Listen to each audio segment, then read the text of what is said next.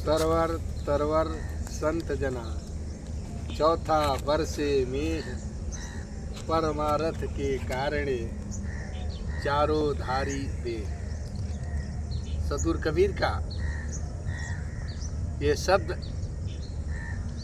जीवन के उस प्रकृति के अस्तित्व के साथ जोड़ते हुए कहते हैं, सरोवर एक तालाब का उदाहरण देते हुए, जैसे उसका जल सभी के लिए उपयोगिता के दृष्टिकोण से सरल और सहज है। वृक्ष उसी कड़ी में हमारे जीवन के लिए वो शुद्ध ऑक्सीजन के साथ ही साथ फल को देता है। संत हमारे जीवन के लिए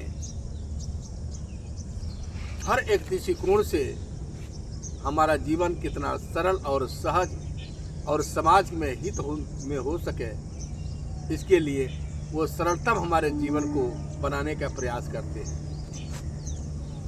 चौथे उदाहरण में उन्होंने बादल को लिया कि बादल भी निस्वार्थ भाव से और सभी के जीवन के हितार्थ वो अपनी जल वृष्टि करके सबको सिंचित करता है। इन चारों उदाहरणों के साथ भाव यह है कि मनुष्य के जीवन का हर एक क्षण, विचार, भावना वह प्रकृति में पैदा हुए जन्मे हुए सभी प्राणियों के लिए होना चाहिए। जैसे सदगुरु कबीर कहते हैं कि साईं के सब जीव हैं, कीड़ी किंजर सोए, कापर दया कीजिए, कापर निर्दय हो। यह एक चींटी से लेकर हाथी तक ले जितने भी प्राणी मात्र शब्द कहा जाए तो अति समीचीन होगा। सदगुरु कबीर सभी के लिए एक प्रेम और सौहार्द की बात जोड़ने की बात करते हैं। जिस तरह से यह सरोवर का जल पशु पक्षी सभी के लिए द्वार खुला रहता है, उस घाट पर पानी पी सकते हैं। जिस तरह से वृक्ष अपने जीवन के छत्र छाया छे के तले सबके जीवन को शांति प्रदान करता है, संत का भी जीवन उसी कड़ी में होता है। इसलिए हमारा जीवन इस रूप में उपयोग होना चाहिए, चाहे वह घर हो, परिवार हो, समाज हो। तीन दृष्टियों से हम एक समाज का भलाई और कल्याण कर सकते हैं। वह शब्द सदगुरु कबीर ने कहा, मनसा वाचा कर्मणा कबीर सुमीरण साथ। मन, वचन और कर्म, जब हम अपने कर्म के द्वारा जो चीज़ करते हैं वही हमारे जीवन का अभ्यास बनता है, फिर वही वाणी का रूप लेता है।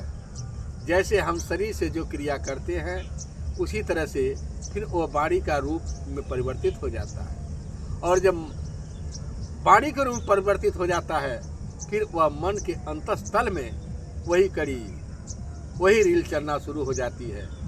तो जहाँ तक हो सके हम अपने जीवन में उस पवित्रतम भाव को चिंतन करें और पवित्रतम भाव ही समाज के लिए हम काम करें।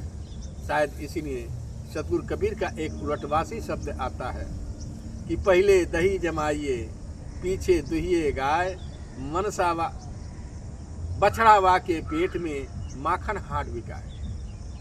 सदगुरु कबीर के ये शब्द जो है हम अविधा से अर्थ लें तो इसका अर्थ कुछ और निकलेगा, क्योंकि हिंदी के विद्वानों ने 3 शब्दों का इस्तेमाल किया है किसी भाव दशा को समझने के लिए, अविधा, लक्षणा, व्यंजना।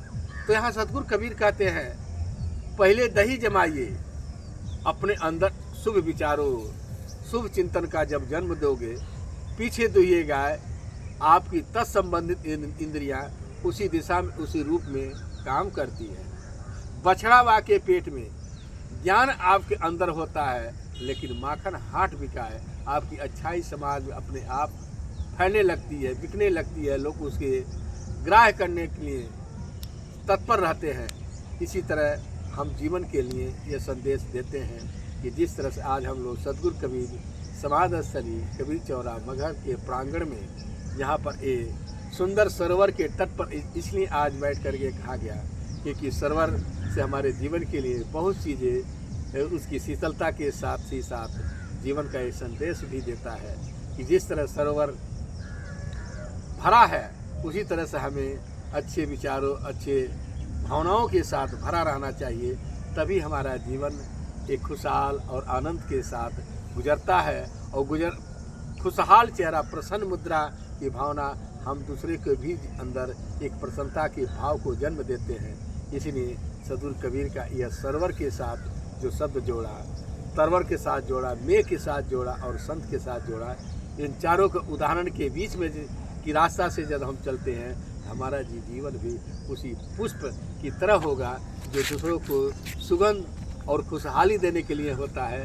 शायद उसी कड़ी में हमका भी जीवन इस तरह से जोड़ करके जीवन को देखा जाए, चला जाए तो जीवन में चारों ओर आनंद की वर्षा होती रहेगी। उस आनंद की वर्षा के तले हम भी स्नान करें ताकि हमारे शरीर के साथ ही साथ हमारा अंतःस्थल भी उसी रूप में आनंद से और प्रेम से भर जाए। उस भरे भाव को ही लिए हमको जीवन में प्रयास करना चाहिए और इस भरा भाव ही हमको समाज में देने के लिए सदैव चिंतन मनन करना चाहिए। आज इन्हीं शब्दों के साथ मैं हरिशरण दास शास्त्री, सद्गुरु कबीर समाज स्थली, कबीर चौरा, मगहर, उत्तर प्रदेश, आज आपको सद्गुरु कबीर के इन विचारों के साथ यह संदेश दिया जा रहा है। इसे श्रवण मनन और निधिध्यासन करें। इन्हीं शब्दों के साथ साहेब बंदगी, सतनाम, साहेब बंदगी।